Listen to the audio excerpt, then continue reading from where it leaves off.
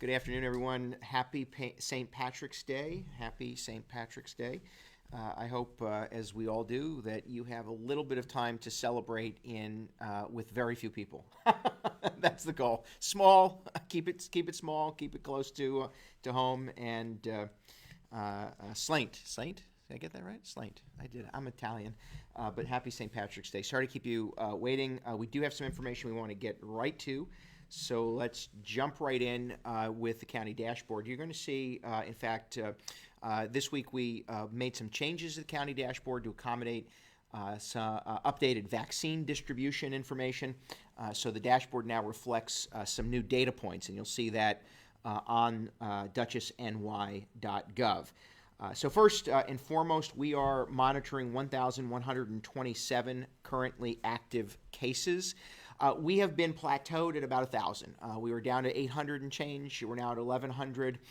We have seen an uptick of positivity and cases in surrounding counties. We did see, as I said, over the course of the last 2 weeks, we've now crept above 1,100. But again, we're monitoring. We want people to be safe, but we have sort of plateaued or leveled off at this 1,000 number, and we want to be sensitive to that. The county, as I said, monitoring 1,170 cases. Currently, there are 50 Dutchess County residents hospitalized in area hospitals are currently hospitalized in Dutchess County. And sadly, we have seen the loss of 418 of our friends and neighbors to this virus. So as of March 15th, the county's 7-day average positivity rate is 4.71. It's higher than we want it to be.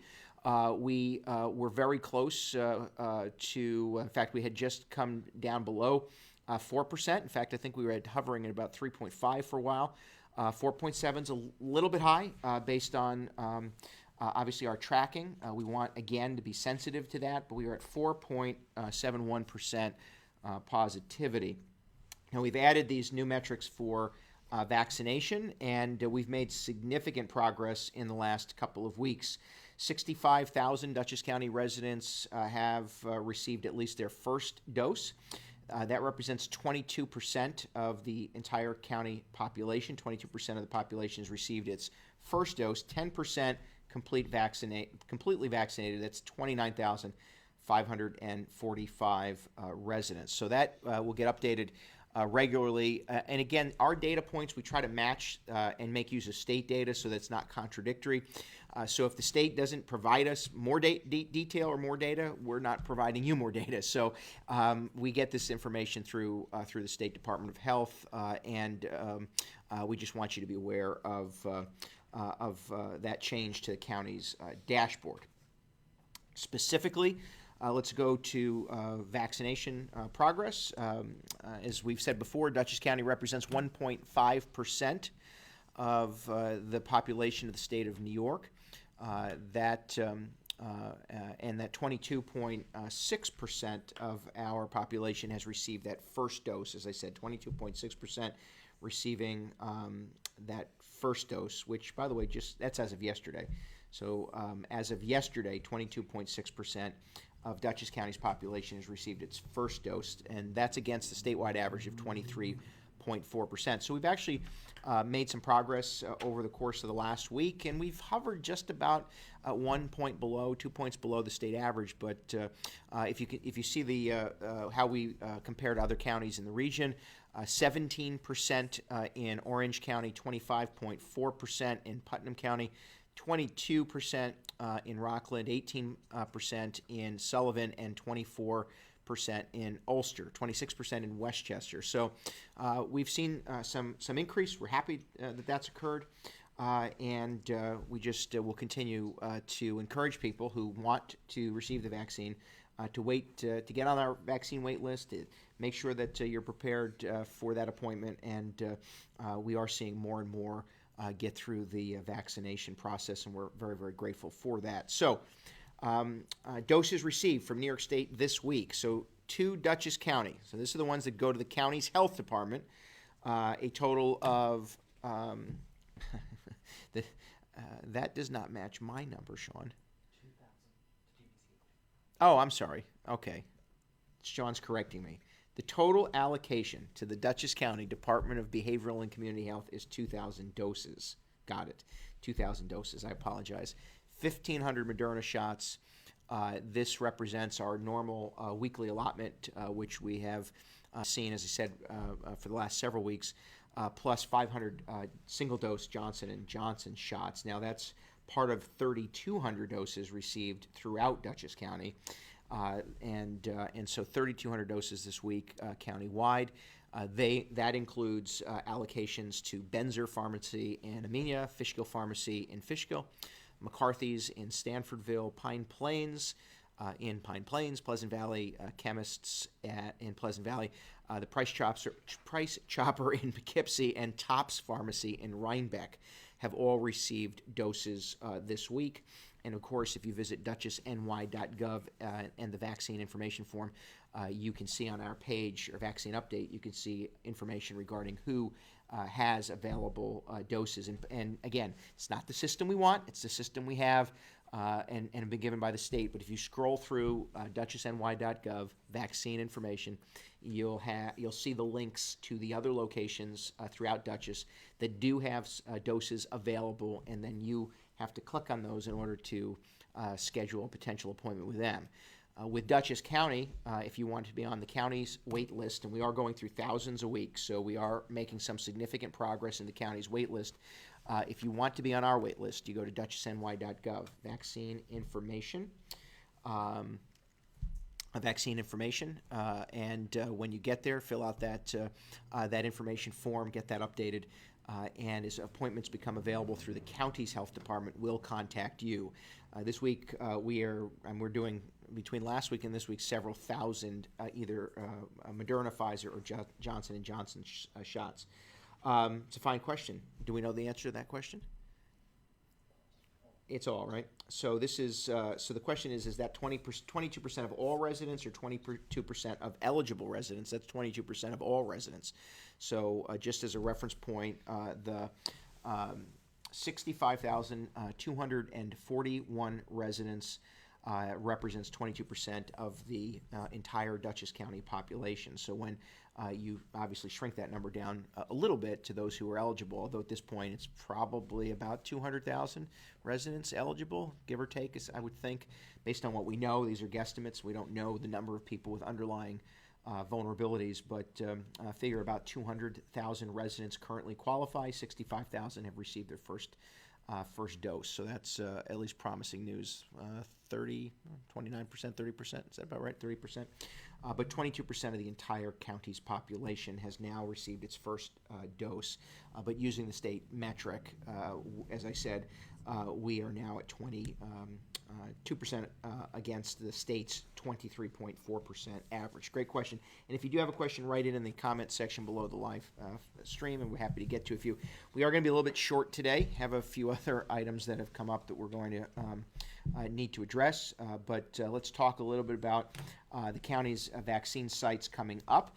Of course, we continue to administer our vaccines at the former JCPenney's location in the town of Poughkeepsie, and the former CVS location on Route 22 in the town of Dover. Those will continue as they have been every week. We are doing several thousand doses at each of at those two locations. Now that includes our first doses, which I just mentioned, 1,500 Moderna shots, 500 Johnson & Johnson shots. That also includes thousands of second doses of the Moderna and Pfizer shots that we've administered over the last couple of weeks. And in fact, next week, we almost end up doubling the number of second doses. So you'll see a big bump in the total vaccination next week because we did get an influx several weeks ago of Pfizer shots that now next week will begin the second dose regimen, and we'll get through that as well. So that's, again, very promising, making some progress. I know people are frustrated. I know that folks are tired of waiting. But I will tell you that I received a phone call from somebody who yelled at me on the phone, said no one can get an appointment, as I stood among 600 people at the pop-up site in Rhinebeck who did get an appointment. And I know it's frustrating, but we're getting through the lists at least as quickly as we can with the allotment we have. Now, of course, state sites are available, pharmacies are available, and folks are going through the system to get there. But when it comes to the county's health department, If you visit duchessny.gov, or you call our phone number, and we'll get to that in a moment. Oh, here it is, 845-486-3555. If you don't have internet access or you're not so savvy getting through that website, you go to this phone number, press 1.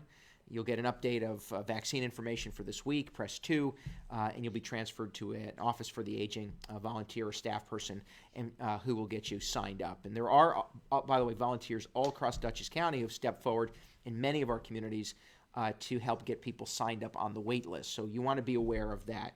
Let's talk a little bit about what you'll be seeing these next couple of weeks.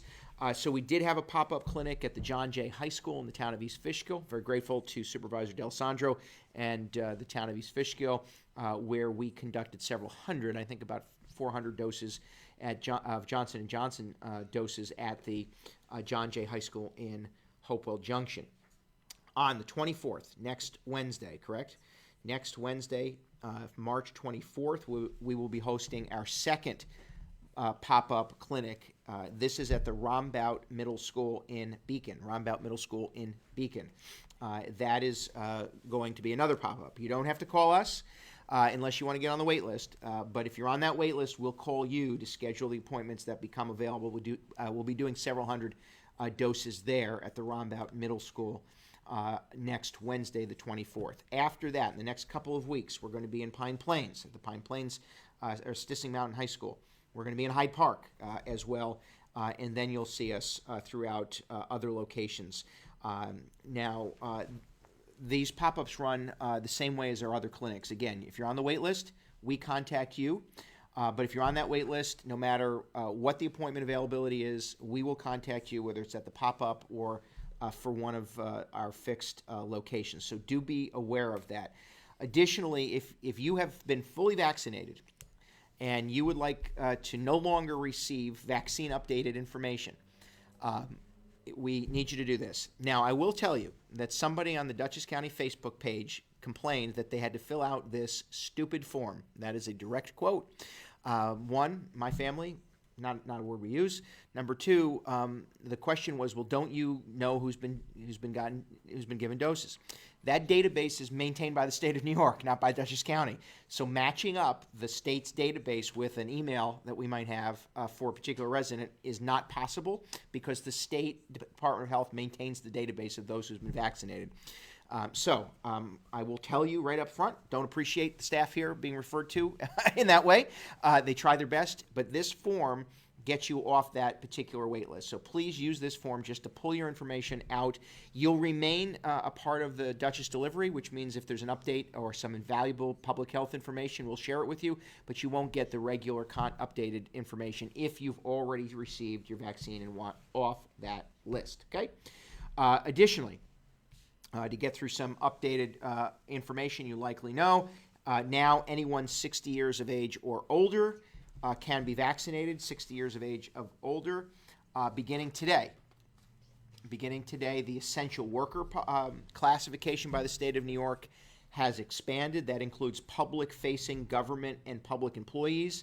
What is a public-facing government employee? Town clerk, building inspector, folks who may work at a counter at Department of Social Services.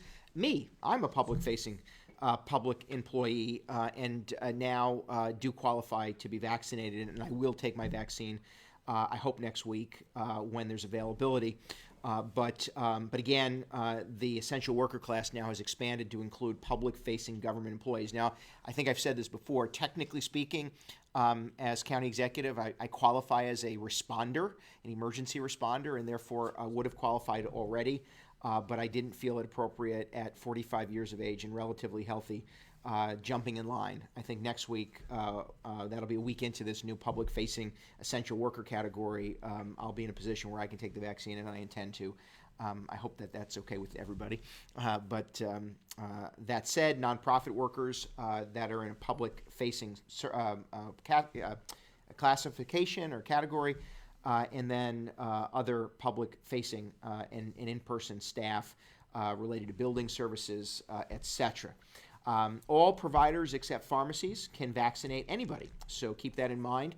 Any pharmacies are still limited, those who are 60 years of age or older. And in some cases, pharmacies are providing vaccines to teachers through a federal program that has rolled out last week. So you should be aware of those things as well. Let's quickly reference, we are seeing 2 new state-run locations opening up as soon as Friday, I think, as soon as today. SUNY Orange, so the SUNY College, Community College in Orange County, and the other, the Ulster County Fairgrounds, and both of those within proximity to us. So we're very happy to have that availability, and anyone in the state can get appointments at those locations.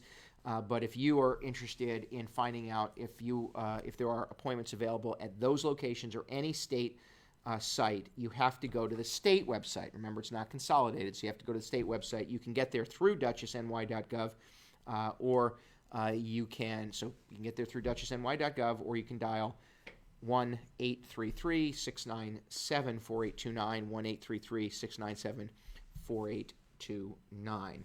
I'll get to a few more questions. Do I think that New York will open eligibility to 50 and older ahead of May 1st? The short answer is I don't, but the state has sometimes just makes some changes midway. I think that we're looking at what this looks like for the next until May 1st. I think the president's announcement that his expectation is that all Americans will qualify for an appointment come May 1st. I personally think that this will be the last of the adjustments, but having said that, the state could easily make a change midway over the next 30 days, but it does seem to us that we're sort of now in a catch-up phase before you see this massive expansion. What's being done to vaccinate homebound seniors? Good question. What's being done to vaccinate homebound seniors? So Dutchess County, in particular, has been receiving access to some additional Moderna, Pfizer, and Johnson & Johnson's doses. We are making available those doses to several partners, Caremount Medical Group, Premier Medical Group, and Sun River Health. And those, thank you, Sean, and those, poor Sean, never appears on TV. Those healthcare organizations are assisting Dutchess County in getting to homebound seniors. So if you are a patient of theirs and you're homebound, you're in their list. And if you filled out our vaccine information form and have identified yourself as being homebound, or you have signed a loved one up as being homebound, they're working from that list as well. So those organizations are receiving doses from Dutchess County, several hundred each a week. They are providing appointments to their patients and our list. So if you exist as a patient or a homebound patient with them, and/or you're on our list, you'll be considered for one of those appointments, and they're either coming to you or coordinating transportation to make that happen. And we have been making a lot of progress with homebound seniors. Now, I will tell you, I think on Dutchess County's vaccine information list, we have, 70,000, 60,000 total people on that list, but I think only about 800 have identified as homebound. So keep that in mind. If you are homebound, truly, no transportation options, still need you to sign up or have a loved one sign you up. Make sure it's your information in that vaccine form, and then you're added to that particular list. Do want to let you know that right now, if you would like to jump off this town hall meeting and go to the state website, go to our website and then the state locations, there are appointments available at SUNY Orange and the Ulster County Fairgrounds. Sign up. So I won't be offended if you jump off the town hall meeting. Where are J&J shots being given out? Well, they're at different locations. So we do not have the capacity, no one does in the state, to pick which dose you want. You can decline an appointment, but mostly the pop-up clinics. So mostly the pop-up clinics are Johnson & Johnson doses because we don't want to have to set up the entire operation twice. So we're coming in, we're doing the single dose, and then moving on. If you get a call for that one, you want that one, say yes. But that said, we will have access to Johnson & Johnson shots at multiple locations.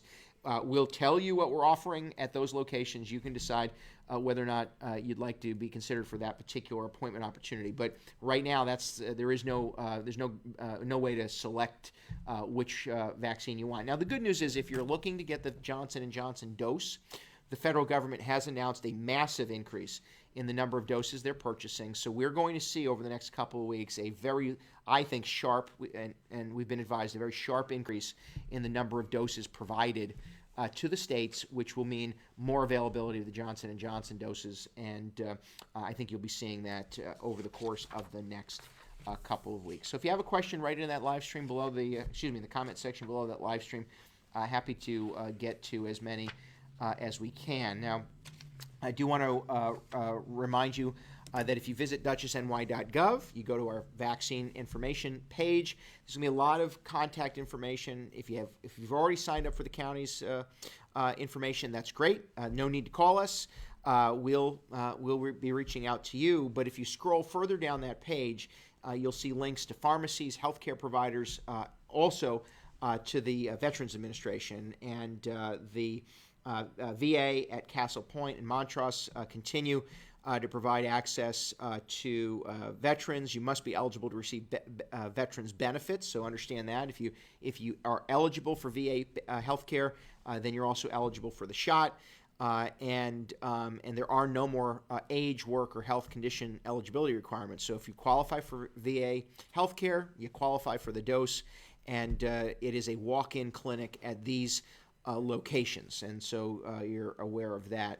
I do also want to thank a number of folks who are engaged in outreach for us. Very, very grateful. Our Vaccine Outreach Coalition, a diverse group of residents and partners who are helping us spread the word and get people signed up and respond to questions. I want to thank John Penny, who's tasked from the county of Dutchess, City of Poughkeepsie offices to coordinate this effort. And we held our first of what will be many meetings to really do a lot of outreach into underserved populations, black and brown communities, and just a real concerted effort as doses become more and more available to be sure that we're communicating with individuals to provide some additional information and address any concerns or answer any questions. I do want to thank also Tom Lawrence, libraries across Dutchess County are assisting individuals in signing up on the appointment wait list. So the Mid-Hudson Library Association, libraries across Dutchess County, you can call any Dutchess County library and sign up, and let me do that again. It's a long day. You can call any Dutchess County library and with their help be signed up on the vaccine information form. So thanks to the great work of the libraries across Dutchess County, you can be added to the vaccine update, the vaccine wait list, simply by calling them. If you have a computer issue, you have internet access concerns, you just don't have the capacity or wherewithal to get through that online system, the libraries across Dutchess County have banded together through the leadership of Tom Lawrence to get to be available to get folks signed up. So very, very grateful for them. And then I will also say just very grateful to libraries. I do remember and during the midst of COVID, we were talking about, well, if there's only a certain place where you can go get some food, or a certain place where there's one location where if only there were one location you can get access to certain resources. And I recall somebody saying online, well, if only there was a single centralized place to get a book. Yes, it's a library. And so our libraries have not only been providing books virtually and collectively and some in person, but also services and programs and resources to residents. And I can tell you that I and my family are particularly thankful to the Red Hook Library for their programming. It has been very welcoming in our household.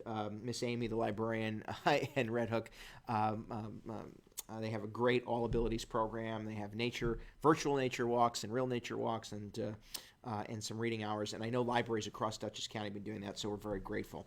If you have a question, write it down. Also want to let you know that again, if you're without computer access and you want additional assistance, not only the libraries help you, but you can call 845-486-3555. Press 1 to hear a vaccine update, and then press 2 to speak to an Office for the Aging staff member or volunteer to get you signed up on our wait list. Additionally, if you have an underlying health condition that qualifies you for vaccine at the Dutchess County locations, visit duchessny.gov. There's an eligibility form. In fact, it's duchessny.gov/eligibility form. You can get that information and just bring that with you.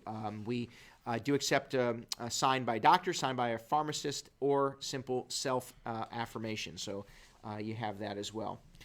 Some additional news. Friday, March 26th, we're going to maple syrup. SAP, Dutchess County Park, SAP. SAP happy.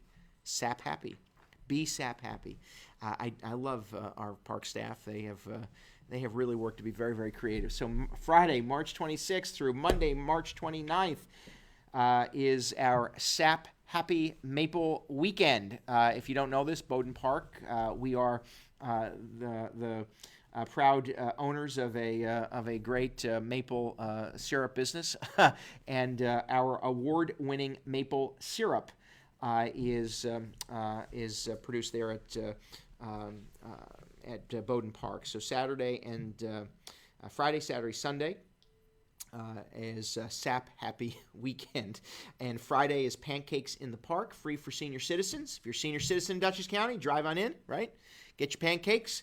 Pancakes in the Park, free for senior citizens. Saturday and Sunday is Story Walk. And the story is, if you give a pig a pancake. Is that like if you give a mouse a cookie? There's a story, the kids' stories. If you give a mouse a cookie, then they'll want something, Sean. If you give the mouse a cookie, then he'll want something else.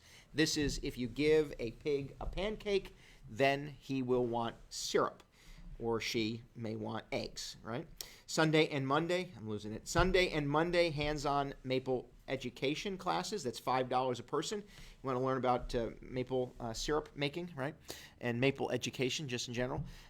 Sunday and Monday classes are $5, and you should visit dutchessny.gov/parks. Now, at Bowden Park, you can Bowden Park maple syrup menu at Farmers and Chefs Friday through Sunday. So if you go to Farmers and Chefs, right? Oh, I'm sorry, down the street. If we're really losing it. Bowden Park maple syrup menu. So at Farmers and Chefs in Poughkeepsie, the restaurant Farmers and Chefs in Poughkeepsie, Friday through Sunday, there is a Bowden Park maple syrup menu. And you can find out about all of this for our SAP Happy Weekend at dutchessny.gov/parks. Wow. Are there variants driving up our cases? Great question. We've only had one announced case of the UK variant. So that's, and when I say that, one confirmed case of the UK variant in Dutchess. So short answer is we absolutely believe that the variants exist in and around Dutchess County. As far as confirmed positive cases, only one identified UK. But it is certainly likely that there is some impact from those variants. And those variants, as again, the UK variant in particular, more transmissible, but not a higher risk, has been advised by public health officials. And currently, all of the identified FDA-approved vaccines seem to be responding to and protecting from those variants, the UK variant currently.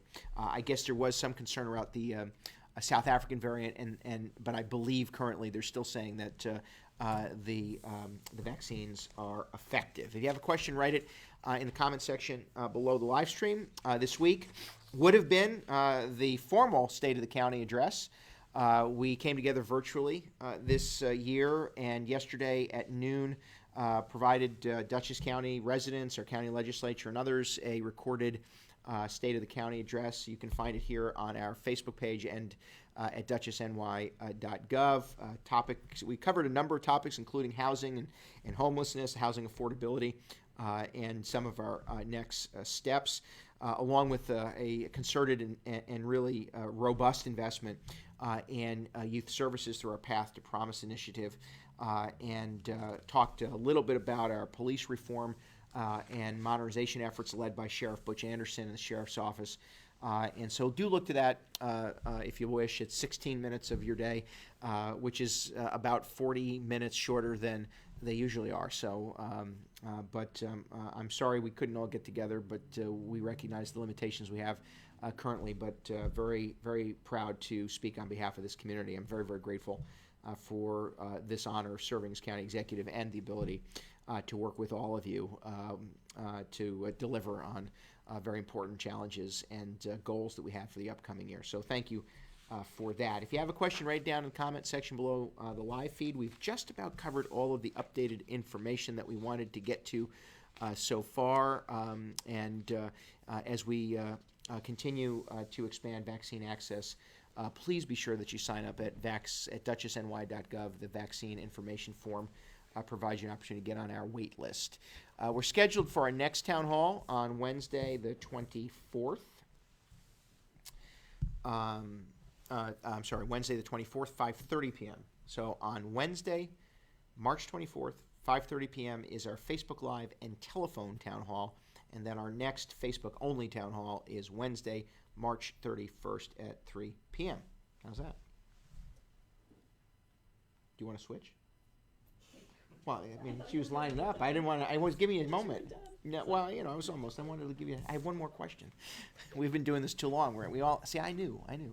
As always, thanks to our American Sign Language interpreters. We're very grateful to all of them who've been here throughout the last 12 months.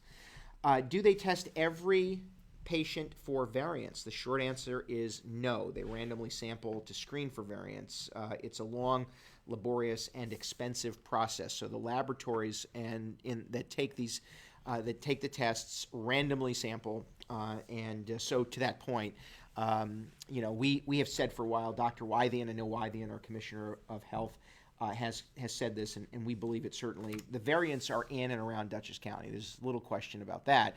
The question is how widespread. Now, because they're random sampling, we're not going to identify every possible case, but the likelihood is if there were an increase of note, we'd start to see that in the sampling. And by the way, if you saw an increase in note, the state would likely alter the testing regimen and likely make that a bit more complete than simply random. But because it's fairly detailed, expensive, and has a great deal of work embedded in it, it is currently randomized, and that's the state through the identified labs. So thanks for that question. We might have one more. If we have one more, I want to be able to take it, and then we'll likely wrap up for today.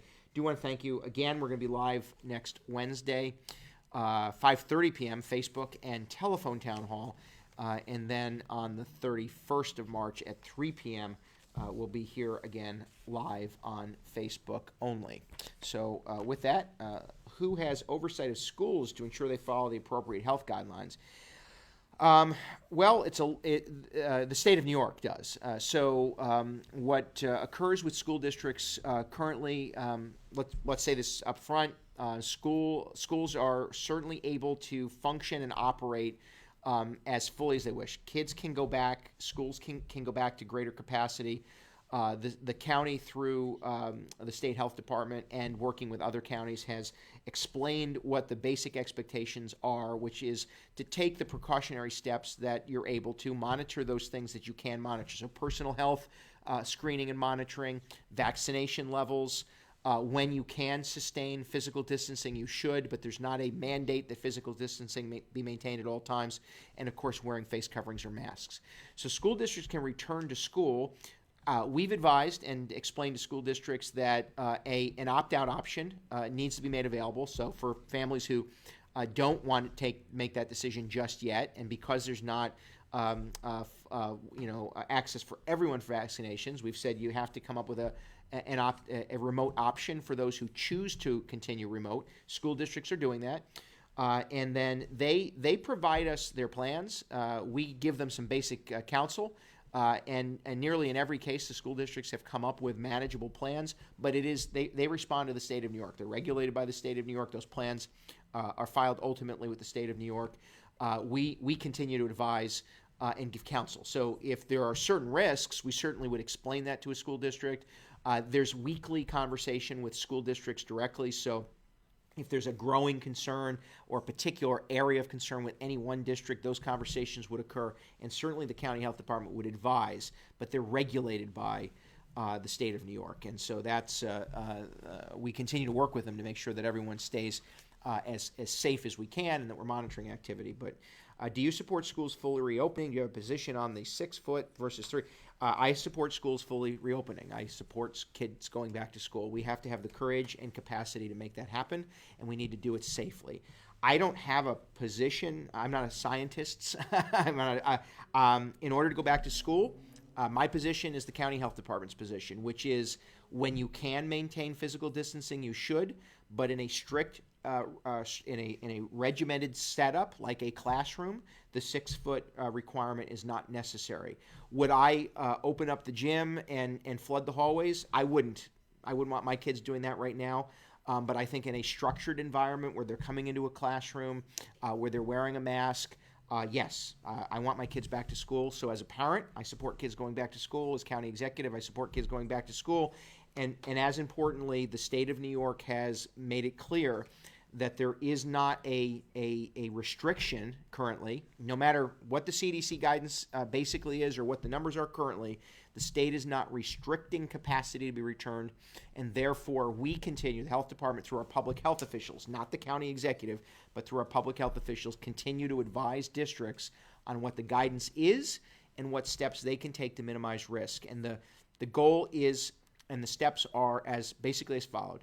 The 6-foot requirement or the 6-foot expectation is a goal, but not always necessary. So in the case of a school bus, if you can't maintain 6 feet to get the kids to school, if they're masked, if you're monitoring health, if your bus driver's been vaccinated, you can choose to fill that bus. And you as a parent, me as a parent, can choose whether or not I want my child on that bus. But again, you can, based on the guidance, you can fill that bus.